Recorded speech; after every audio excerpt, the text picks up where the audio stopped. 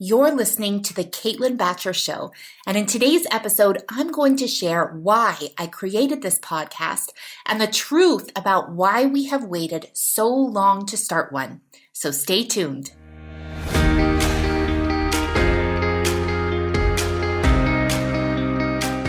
My name is Caitlin Batcher, creator of Scale with Success, and I'm on a mission to help course creators all over the world grow their business in a way that is profitable and scalable. Join me here each week for revealing conversations about what it really takes to scale an online course business to millions of dollars per year without sacrificing date nights with your partner, vacation with your kids, or spa days for yourself. You'll discover the tough decisions I've had to make, the biggest failures I've had to bounce back from, and the learnings that emerged every step of the way. I am so grateful that I have the chance to share it all with you right here on The Caitlin Batcher Show.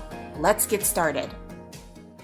Last year was amazing for our company. We increased our profit margin, we grew our team, and we made a ton of updates to our Scale with Success program that really up-leveled the client experience. Well, that's the highlight reel anyway. But today, I want to talk to you about some stuff that was going on behind the scenes that nobody really knew about. One of the reasons I started this podcast is because I wanted to start sharing more about how I think, not just what I think. I feel like a lot of people today don't really do much thinking at all. They just wait to be told what to do. A perfect example of this is me using the GPS on the way to the grocery store, as opposed to developing my own sense of direction. Well, in business, relying on someone else's GPS can be super dangerous. If you're not careful, you can find yourself in an autopilot state where you aren't learning how to properly identify problems in your business and create solutions to move forward. You're just waiting for someone to tell you what to do. I see this happen in free Facebook groups all the time. Someone will post, "Should I raise my prices?" And around 100 well-meaning people will give their advice. Of course, we don't have any context about why this person is thinking of raising their price. We don't know whether they have a specific problem in their business and raising the price is their proposed solution, or if they recently listened to a podcast where a well-meaning host said everyone should raise their prices. Whenever I have the chance to be in a room with business leaders, I don't want to ask them what their opinion is about what I should or shouldn't do. I want to learn how they make tough decisions, have difficult conversations, and overcome failures. It's not what they think that I'm interested in, it's how they think that I find absolutely fascinating. So today I want to share a big problem I was having in my business last year that was preventing me from moving forward with this podcast and how I went about solving that problem. So the problem was me. I was exhausted, and the person who caused this exhaustion was myself. I wasn't taking responsibility for effectively managing my time and energy. I was saying yes to things I really didn't want to do, but I felt like I had to do them. As a result, I went on 19 business trips last year alone. 19! I remember one point in particular where I was speaking at a conference that was put on by amazing people, but it made absolutely no sense for me to be there. The people in the audience were super nice, but not a good fit for anything I had to sell. So how did I end up there? Well, to be perfectly honest, I didn't want to disappoint the organizer. I felt bad saying no. I chose to go, leave my family, take time off from work, all because I was afraid of disappointing someone. Now, do you think the organizer would have canceled the whole conference if I said no? Of course not. They would have just moved on to the next person. I could have even recommended someone who would be a better fit. That's how a lot of last year went. Me making decisions to avoid making someone upset. These decisions started to snowball, and I'm sure our company missed out on an extra $2 million or even more as a result. It also extended into decisions I was making with my team. I was leading too many projects as opposed to letting my team lead each project. I also became really worried they would think that I wasn't working hard enough. More on that in episode 3. I felt like if I wasn't working so hard that they would think that I was a terrible person who was completely undeserving of my success. Yikes. The reality is that by not taking responsibility for myself and trying to make everyone like me, I was really hurting the business. I know we had a big profit increase, but it would have been a lot more revenue if I had the guts to say no when I meant it.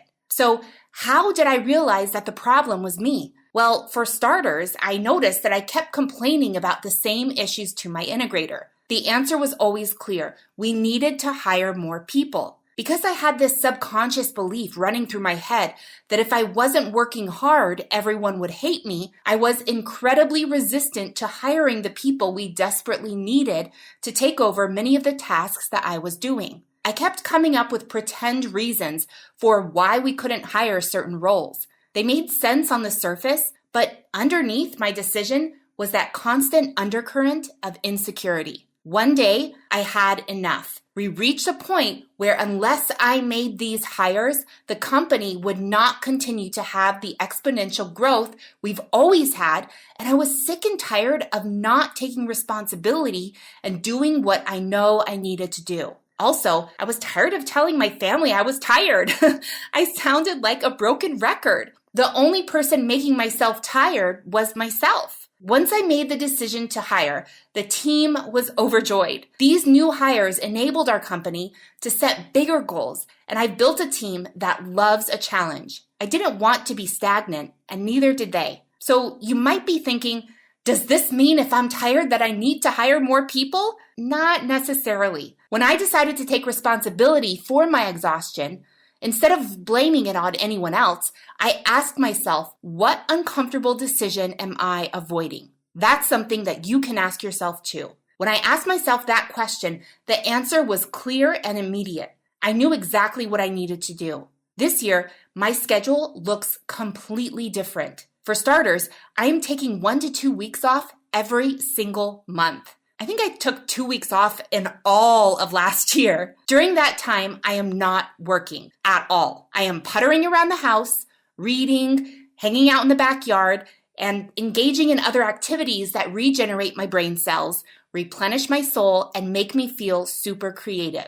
I also have 1 to 2 weeks each month of creative work time. This is when I work on things like this podcast that you're listening to right now, content for our live client events, and more. Since I am taking responsibility for my creative energy, now I have more of it. No meetings, just creativity. I had no time to do creative work like this podcast last year because I chose to book myself solid with busy work that didn't really matter. Additionally, I have 1 week per month where I take meetings with the team. Meetings still happen throughout the month, every single day, but they are led by our department directors, not by me. During the week I take meetings, I am able to show up fully focused and present. The quality of my ideas is better, and the energy I bring to each discussion has also improved. Since taking responsibility for my life, making tough decisions that I had been avoiding, and taking actions that made me feel uncomfortable, I was able to create a schedule for myself that leaves me feeling replenished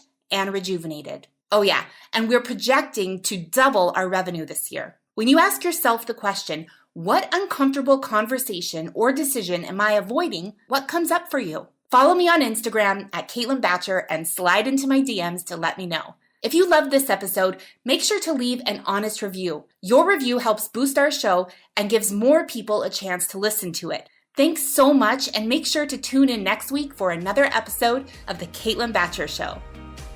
Are you ready to get off the revenue roller coaster and start generating consistent, scalable income from your online course? Join me inside my signature program, Scale with Success, where you'll get the content, coaching, and community you need to successfully implement our proprietary sales and marketing methodology into your business, so you can start reaping the rewards of running a highly profitable online course business. Scale with Success is a 12-month group coaching experience exclusively created for online course creators who are ready to transform their business into a lean, mean, scaling machine.